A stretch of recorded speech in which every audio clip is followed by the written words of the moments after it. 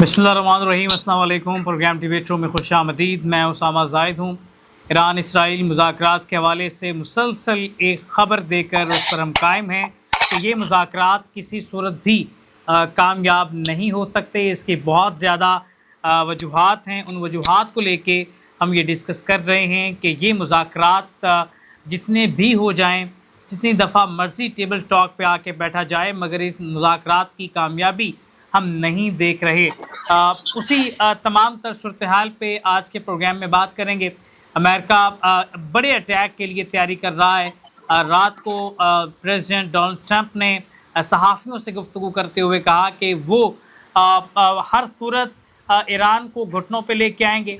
अगर वो ईरान को घुटनों पे लेके नहीं आएंगे तो ईरान न्यूक्लियर होलोकॉस्ट यूरोप में खेल सकता है। एक न्यूक्लियर थ्रेट जो डोनाल्ड ट्रंप ने अपने तय दिया है यूरोप को ईरान के नाम पे, ये बड़ा ख़तरनाक मोमेंट है। इसको भी देखने की ज़रूरत है। अगर तारीख़ी शवाहिद हम लेके देखें तो उसमें बहुत सारी ऐसी वजूहात हैं जिनकी वजह से हम ये बात करते दिखाई देते हैं कि ये मुज़ाकरात किसी सूरत कामयाब नहीं हो सकते। ये जंग बढ़ेगी, तमाम खलीजी ममालिक इसकी लपेट में आएंगे और अरबों की तबाही के हवाले से जो टॉपिक डिस्कस किया जाता है उसकी सच्चाई आप इस जंग में आकर देखेंगे। आयशा नुमान साहिबा हमारे साथ मौजूद हैं। आयशा, बहुत शुक्रिया, आपने प्रोग्राम के लिए वक्त दिया। ईरान इसराइल जंग के हवाले से मुसलसल हम बात करते आ रहे हैं। अब तो सूरत हाल काफ़ी वाज़ेह हो चुकी है, आप भी देख रही हैं सारी सूरत हाल को। ईरान अगर रिटेलिएट करता है तो अमेरिका बड़े अटैक की तैयारी कर रहा है, लेकिन आयशा ये बात क्लियर है कि ज़मीनी तौर पे अगर कोई बड़ा अटैक नहीं किया जाता तो ये अमेरिका किसी सूरत जंग नहीं जीत सकता। पाकिस्तान का बड़ा अहम किरदार है। पाकिस्तान के किरदार को कैसे देख रही हैं?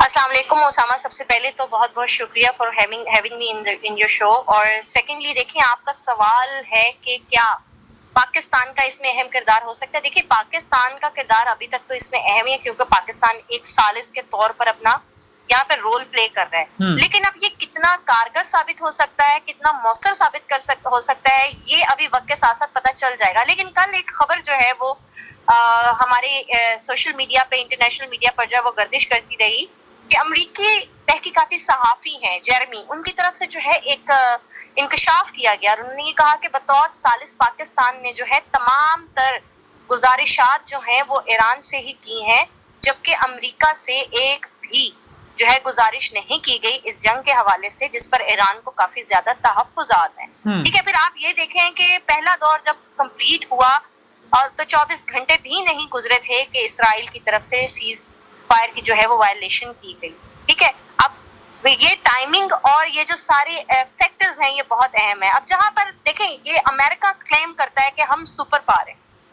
ये जो ईरान और अमेरिका का जो एक कॉन्फ्लिक्ट सामने आया है ना, मैं बहुत सी जगहों पे और भी कह चुकी हूँ, ये दरअसल एक नए वर्ल्ड ऑर्डर का आगाज है। अभी तक अमेरिका अपने आप को सुपर पावर क्लेम कर रहा था, लेकिन इस जंग के बाद जो ईरान को मॉरल विक्ट्री हासिल हुई है, उसके बाद अमेरिका घुटनों पर आ गया। एक ऐसी सुपर पावर जिसके पास जो है जमीनी और फिजाई फौज और जनाब न्यूक्लियर हथियार, मईशत उसकी मजबूत और असर रसूख उसका, लेकिन उसके बावजूद एक ऐसा इस्लामी मुल्क जिसके पास ना तो बहुत बड़ी फौज है, ना ही कोई न्यूक्लियर हथियार है, उसके बावजूद वो एक सुपर पावर को जैसे मुज़ाकरात की टेबल पर ले आया ना, इन इटसेल्फ ये एक बहुत बड़ी मॉरल विक्ट्री है और इससे अब आप डिनाई नहीं कर सकते।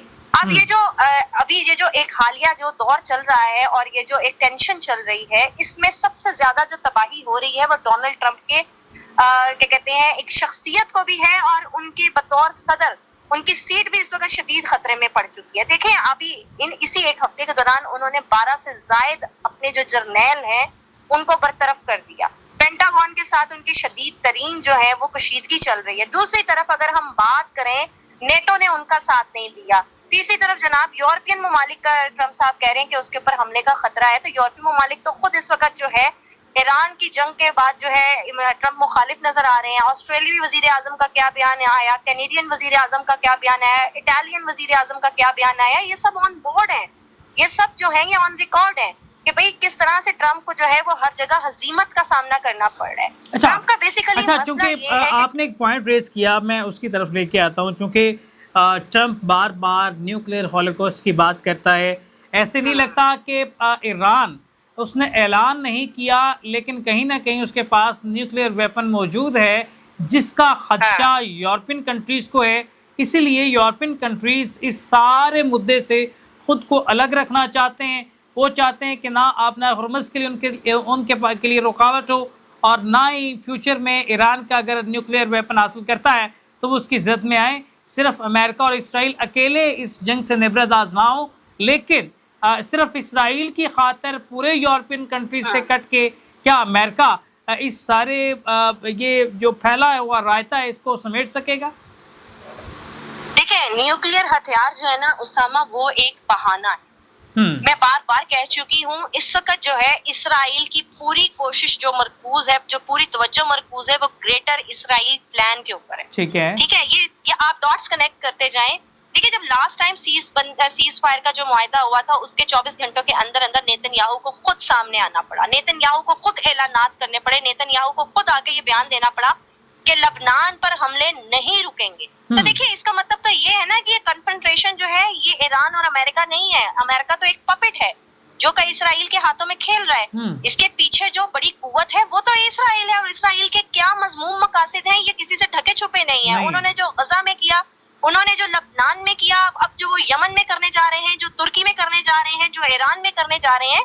دیکھیں، یہ سب سے پہلا جو یہاں پر جو فیکٹر ہے نا وہ گریٹر اسرائیل ہے.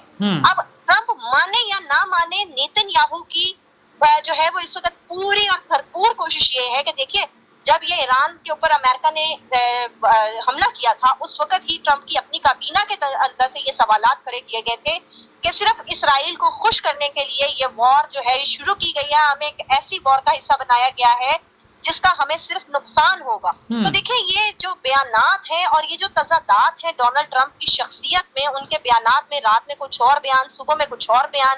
رات میں جناب وہ امن کی بات کرتے ہیں، صبح اٹھ کے جناب وہ کہتے ہیں ہم بم پھینک دیں گے. اور اب جو انہوں نے ایک یورپین ہولوکاسٹ کی طرف اشارہ کیا ہے، تو سب سے زیادہ جو ہے اس وقت اسرائیل سب سے بڑا دہشت گرد جو ہے وہ ملک ہے.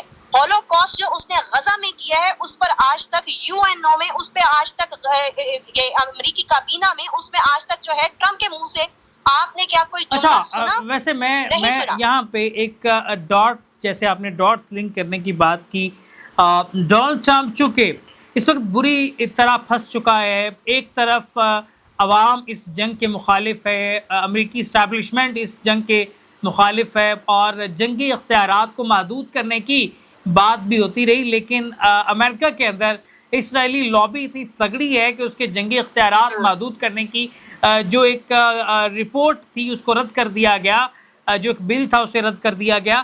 اب چونکہ ٹرمپ چاہتا ہے کہیں نہ کہیں کہ سیاست بچا لوں، اس جنگ سے نکل آؤں، لیکن اس جنگ سے نکلتا ہے تو یہ خدشہ بھی ظاہر کیا جا رہا ہے کہ اسرائیلی لابیز اتنی اسٹرانگ ہیں کہ وہ ڈونلڈ ٹرمپ کو اپنی جان جو ہے وہ ہارنی پڑ سکتی ہے، اس کو قتل کیا جا سکتا ہے تاکہ اس کا مدعا ایران پہ گرا کے امریکہ کو مستقل طور پہ اس جنگ کا حصہ بنایا جائے.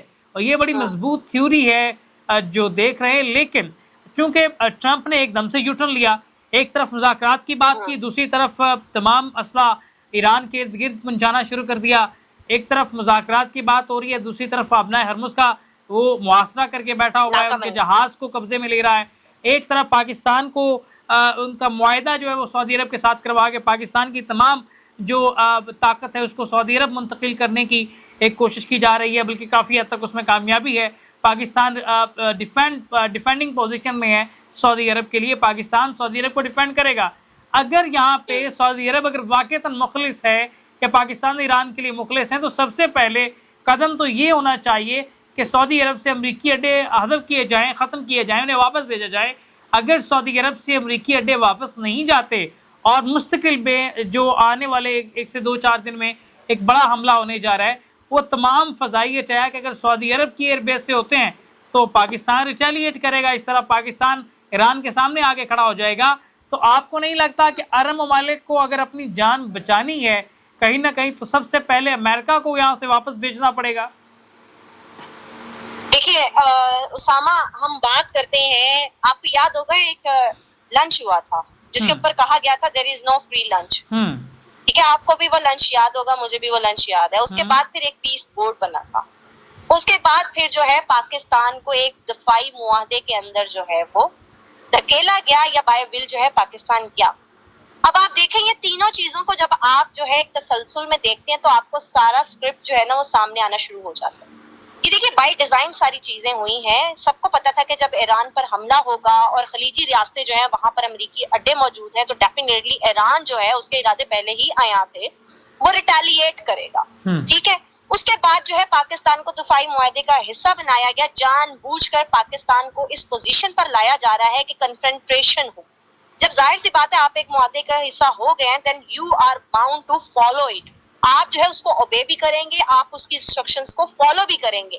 تو دیکھیے اگر یہ ثالثی نہیں ہوتی، اگر یہ پیس ڈائلاگ مکمل نہیں ہوتا یا اس کے پابند نہیں ہوتے، جس کا مجھے بھرپور یقین ہے، کیونکہ دیکھیں آپ یہود و نصارہ پہ کبھی بھی یقین نہیں کر سکتے، اور ایسا یہود و نصارہ جو رات میں کچھ اور دن میں کچھ اور کہے تو ڈیفینیٹلی پھر ایک کنفرنٹیشن کی صورتحال ضرور پیدا ہوگی.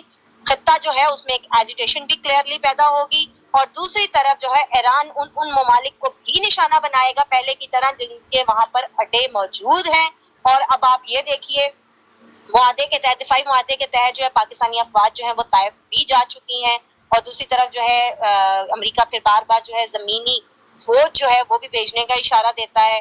اب یہ دیکھیے نا، اگر آپ ثالثی کا کردار ادا کریں تو پھر ہونا تو یہ چاہیے تھا نا کہ آپ جو ہے آن دا ویری پریکٹیکل گراؤنڈز آپ دونوں فریقین سے برابر کی جو ہے وہ شرائط رکھتے یا ان کی تحفظات کو دور کرتے. اگر آپ نے صرف محض ایران سے ہی اپنی شرائط منوانی ہے اور آپ ایک واحد ایسی شرط، دیکھیے امریکہ کے ساتھ تو آپ کے بہت اچھے تعلقات ہیں، امریکہ تو آپ کو ثالث بنا کے پیش کر رہا ہے، امریکہ نے تو آپ کو فیسیلیٹیٹ کیا ہے کہ آپ کو کریڈٹ ملے اس پورے پیس بورڈ کا. تو جناب جب آپ کی بات اتنی مانی جا رہی ہے تو کیا پھر آپ امریکہ سے اتنی بات نہیں منوا سکتے کہ آپ جو آبنائے ہرمز ہے وہاں سے اپنی ناکہ بندی ختم کریں؟ اگر ناکہ بندی ختم ہو جاتی ہے تو یہ ڈائلاگ پروسیس ڈیفینیٹلی یہ جو ہے یہ آگے بڑھے گا اور یہ کسی نہ کسی منطقی انجام پر پہنچے گا. لیکن یہاں سے ہی جو ہے امریکہ کی نیت ہمیں واضح طور پہ نظر آ رہی ہے.